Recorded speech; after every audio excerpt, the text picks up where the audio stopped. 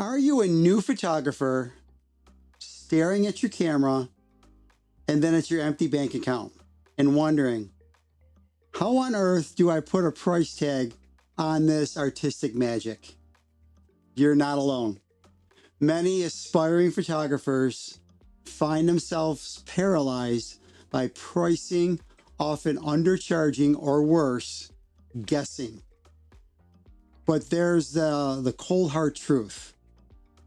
Proper pricing isn't just about making a few bucks. It's the bedrock of your business's sustainability and, dare I say, your sanity. Without it, you're not running a business. You're running a very expensive hobby. In this video, I'm gonna demystify the art of pricing. We'll break down how to price physical prints, how to charge for those coveted booking sessions, and why ignoring your local market is a surefire way to end up eating instant noodles for dinner. The fundamentals of photography pricing. Before you even think about slapping a number on your masterpiece, you need to understand your costs. This isn't just about what you paid for your camera. It's about the cost of doing business. Think of it as the invisible monster eating your profits if you're not careful. First, there's equipment depreciation. That shiny new camera body, it's losing value faster than a politician's promise. Lenses, lighting, tripods, they all have a lifespan and you need to account for replacing them. It's not a one-time purchase. It's a slow, agonizing bleed of value. Then comes the software subscriptions. Lightroom, Photoshop, your online gallery delivery system. These aren't free trials forever.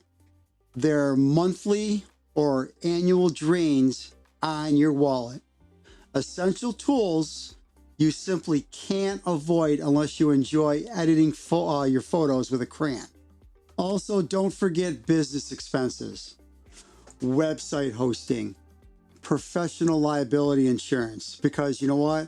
Accidents happen. And clients can be very litigious. Marketing efforts, business licensing, and of course, taxes. Yes, taxes. The government wants its cut, and pretending they don't exist is a strategy that only works until it doesn't. And finally, the most undervalued asset in any photography business, your time and labor. This isn't just the hour you spend clicking the shutter. It's the hours spent communicating with clients, planning the shoot, traveling, culling thousands of images, meticulously editing each one, and managing all of the administrative tasks. If you're working for exposure, you'll quickly discover exposure doesn't pay the bills. Your time is valuable, so price it accordingly. Don't work for free, okay? Don't work it, don't do it. Once you've tallied up all these delightful expenses, you can apply the golden formula. Cost of doing business plus materials plus labor plus your desired profit margin will equal your final price. That profit margin isn't just extra cash for lattes.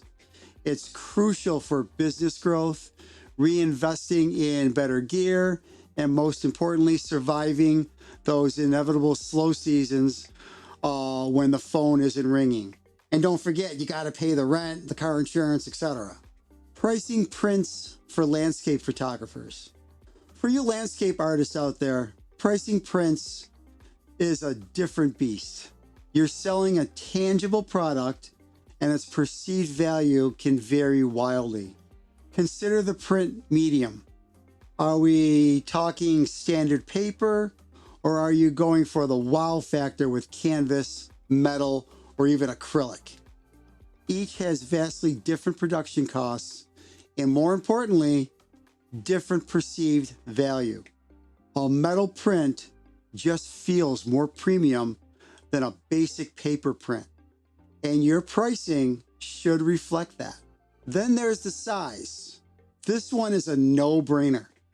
A postcard size print isn't going to fetch the same price as a wall size mural. And don't forget, framing and finishing. These are fantastic ways to add value and justify a higher price point. Some photographers create limited editions, which is a very powerful tool. Scarcity drives value. Only 100 ever made sounds a lot more appealing than reprint these until the ink runs out. And if you're selling exclusivity or usage rights for commercial purposes, that's an entirely different pricing conversion. You're not just selling the photo, you're selling the right for someone to make money with your picture. Charge accordingly. Your homework here is to research print labs and production costs. Get actual quotes from quality providers. Don't guess. Your pricing model for prints should then be straightforward. And I'm not talking getting them printed at Walmart or Walgreens. Get a quality printer. Cost of your print, production, plus your desired profit margin. And finally, consider your target audience. Are you aiming for serious art collectors who appreciate fine art, or casual buyers looking for a pretty picture to fill a blank wall? Knowing your audience helps you to set realistic price expectations. Pricing bookings, portraits, weddings, and more. Now let's talk about service-based photography, the bread and butter for many new photographers. Pricing bookings for portraits, events, and especially weddings requires a whole different mindset. Let me tell you, weddings are stressful. Again, time is a huge factor, but it's not just the actual shooting time. It's the pre-production, consultations, planning, location scouting, etc., and the extensive post-production, culling, editing, and delivering. A typical a typical wedding might be 8 hours of shooting, but it's easily 40 plus hours of work behind the scenes.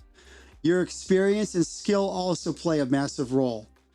As your portfolio strengthens and your expertise grows, you absolutely should be raising your prices. You're not the same photographer you were 6 months ago, so why should your rates be? Now, the type of shoot dictates a lot as well.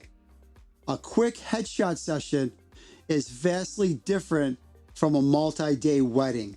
Wedding, for instance, are high stakes, high emotion, and a high time commitment, which is why they command significantly higher prices.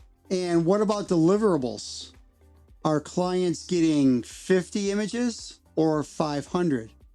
Are they receiving a digital gallery, an album, or a box of prints, or maybe a CD? I don't know if they still do CDs anymore. I know I don't, but be crystal clear about what's included. You can also offer value-added services like a second shooter or an including engagement session to sweeten the deal to justify a higher package price. There's also a save the date photo too. Usually those are included with the price of the wedding. When it comes to pricing models, you have options. An hourly rate works for simpler, shorter shoots, but it can limit your earning potential. Most service photographers opt for package-based pricing, offering tiered options like basic, standard, and premium. This makes it easier for clients to choose and helps you upsell. Per image pricing is less common for full sessions, but can be useful for add-ons or specific commercial licensing. Just to give you a rough idea, and remember, these are averages that vary wildly by location and experiences. Portraits, family or headshots, might range from a few $100s to over $1,000. Weddings often start from $1,500, which that's very low, and can easily climb into several thousands of dollars depending on the scope. I believe we paid like $4,000 for mine and my wife's wedding. Don't compare your starting prices to the seasoned pro who's been shooting for 2 decades. The importance of local market research. Your prices don't exist in a vacuum. You can't just pull a number out of thin air and expect it to work. This is where local market research becomes your secret weapon. Why does it matter? Because your clients are local and they have local expectations and budgets. You need to understand the landscape you're operating in. How do you research your local market? First, competitor analysis. This isn't about copying, it's about understanding. Look at the websites, social media, and online reviews of other photographers in your niche and your area. What are their pricing models? What is included in their packages? What's their overall brand vibe? Are they the luxury brand or the budget-friendly option? Next, consider the cost of living in your area. If you live in a bustling metropolis like New York City with sky-high rents, your prices will naturally need to be higher to cover your own expenses. If you're in a charming, sleepy town, adjust accordingly. And finally, demand. Is your niche saturated with photographers, or are you offering something unique that's in high demand? Being the only photographer specializing in pet portraits for exotic reptiles might give you a bit more pricing power. The goal here is to find the sweet spot. Don't price yourself too low, which is a very common rookie mistake. I know I did that at the beginning. You undervalue your work, attract clients who might not respect your time or your art, and make it incredibly difficult to be profitable. They'll also ask for so much more. You'll burn out faster than a flashbulb. Conversely, don't price yourself too high initially. Unless you have a portfolio that makes seasoned pros weep with envy and a reputation that precedes you, starting at luxury rates can alienate potential clients. You need to earn that premium pricing. Ultimately, aim for prices that are competitive but profitable. Your goal isn't to be the cheapest, it's to attract your ideal client. The one who values your work and is happy to pay for it. Additional pertinent information for new photography businesses. Beyond the numbers, there are other crucial elements that justify your rates and ensure your business thrives. Professionalism and presentation are paramount. Even with competitive pricing, your client experience, clear communication, and overall professional demeanor will speak volumes. Show up on time, respond promptly, and present yourself as someone who takes their craft seriously. Contracts are essential. Seriously, get them. They clearly outline services, deliverables, payment schedules, and usage rights. They protect both you and your client, preventing misunderstandings and the awkward, "but I thought" moments. You can use ChatGPT, you can hire a legal firm, however you want to do it. Your marketing and branding also play a huge role in perceived value. How you present your work, your website, your social media presence, it's all influences on how clients see you and your services. A polished brand is a polished professional. And never, ever, ever, ever stop learning. Continuous learning and skill development mean you're constantly improving. And as you grow, your prices can and should reflect your enhanced expertise. Attend workshops, take online courses, or just simply experiment with new techniques. It's perfectly okay to start a bit lower and raise your prices as your portfolio and experience grow. This is a very natural progression for many photographers. Don't feel locked into your initial rates forever. Think about financial planning beyond just pricing. Consider how you'll handle taxes, set aside savings, and reinvest profits back into your business. You're not just a photographer, you're a business owner, and a good one manages their money wisely. Getting a financial advisor is strongly advisable. Understanding your costs, researching your market, and confidently communicating your value are the pillars of successful photography pricing. Take the time to do the groundwork, and you'll be well on your way to building a sustainable and profitable photography business. Take care, everyone.